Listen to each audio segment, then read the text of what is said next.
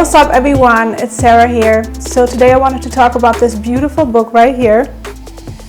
And it's the Almanack of Naval Ravikant. I've been wanting to make this video for a while. This book was put together by a third person, Eric Jorgensen, and it's entirely made out of tweets and transcripts of Naval Ravikant. So Naval, I hope I'm saying his name right, is an entrepreneur, philosopher, and angel investor. And the theme of the book is creating wealth and happiness, and it's split into sections. And today I wanted to talk about the wealth part only. All right, let's jump right in. First off, he starts off with a quote, "Making money is not a thing you do, it's a skill you learn." Naval has started so many businesses and replicated his successes over and over again, and that's why he's able to break this down really well. And he starts off by explaining how to get rich without getting lucky. First of all, he says to seek wealth, not money or status. Wealth is having assets that earn while you sleep. And money is how we transfer time and wealth. Status is our place in the social hierarchy. And this is a great way to get into the subject, because once you grasp this concept, a lot of this becomes self-explanatory. So Naval thinks of wealth as assets and businesses that can earn while you sleep. If you own a condo or a house that you rent out to someone else, of course that's an asset. That's an example for that. Or of course in a business, maybe you have a factory that creates your products, or you have a software running that automatically sells your products while you are doing something else or while you're sleeping.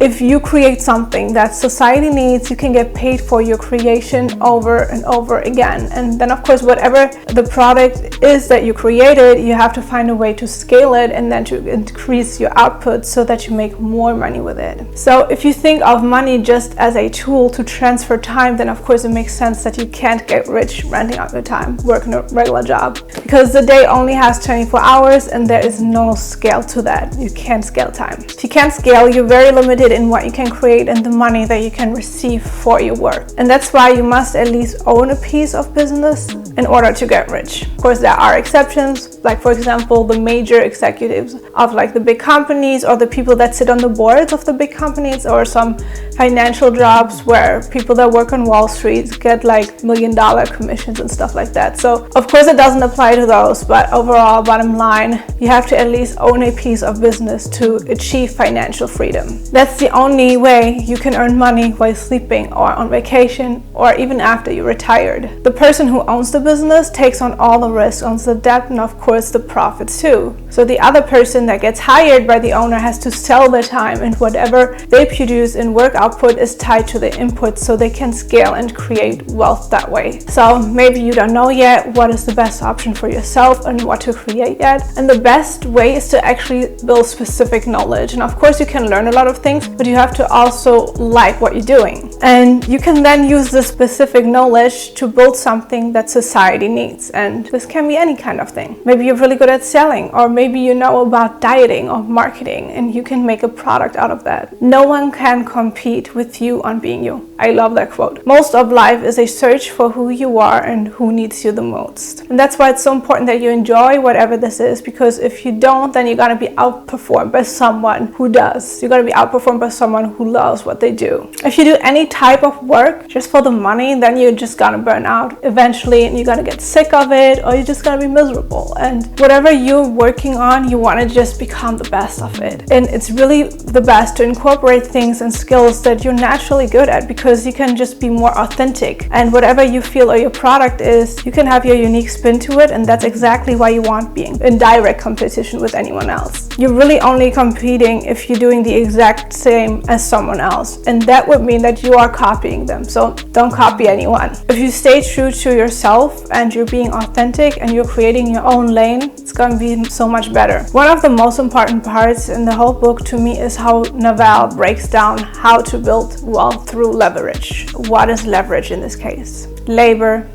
money, products with no marginal cost of replication. That can be books, media, movies, code, and more. So of course, labor is the oldest form of leverage, and it means that you have other people working for you. And that goes back to what we talked about before with renting out your time. You're not renting out your time, but the people that work for you are renting out their time. You're really leveraging their time and the amount of people that do the work for you to create more output. So it's not an easy thing to do and manage other people. So this isn't the easiest way to start. And also, if you are using other ways of leverage to build a company, eventually this will happen naturally. anyways if your business grows and you have to hire contractors or even employees. In the beginning of the book, Naval says to think of an absurdly high hourly rate for yourself and to use this imaginary rate to make decisions of what is worth your time and what isn't. And if something isn't worth your time and you can find another person doing it for less than your own hourly rate, here you go, you can outsource it. The time that you saved by outsourcing is really saving and making you money because you can use it to do more meaningful work that will make you more money. That's another form of leveraging labor. Now, if we think of money as leverage, that's basically managing capital, moving around capital, maybe investing in a startup company and so on. I mean, it's kind of self-explanatory. And of course, to start using money as leverage, you need to have capital to begin with. Then we have the third form of leverage, and this is products with no marginal cost of replication. And the reason it's so powerful is because you can scale them without even involving other people, and also you don't need anyone's permission from anyone to start. It is the newest form of leverage, and now that we have the internet and that we have code that we didn't even have 100 years ago, it's different. If you think of media leverage, anyone can start a YouTube channel, a podcast, an Instagram account, and build an audience. And you can build the audience, build your brand, build your business that way, and you don't need anyone's permission. You can reach millions of people if done right. This simply didn't exist in the past. In the past, reaching millions of people was reserved for the rich and powerful, for Hollywood stars, and so on, but that has changed. That's why it's so important to take action now. So, and about code leverage, not everyone can write code, but if you can, that's huge. In this day and age, there will be always new demand for software, new platforms, and other products that require coding knowledge. Especially now that we're moving into Web3 and with crypto and so on, there is so much to do if you can build code. And that's another thing that doesn't require anyone's permission. You can just start it if you can. Imagine using your specific knowledge in a field and then using leverage and maybe even different kinds of leverage on top of each other, like using code for the product, using media to build the audience and attract customers, and then getting labor. Just an example, but this would be a case where you could become very wealthy. So when I read the book, all of this really hit home for me, and I think this is just a great way to really understand how to build wealth, and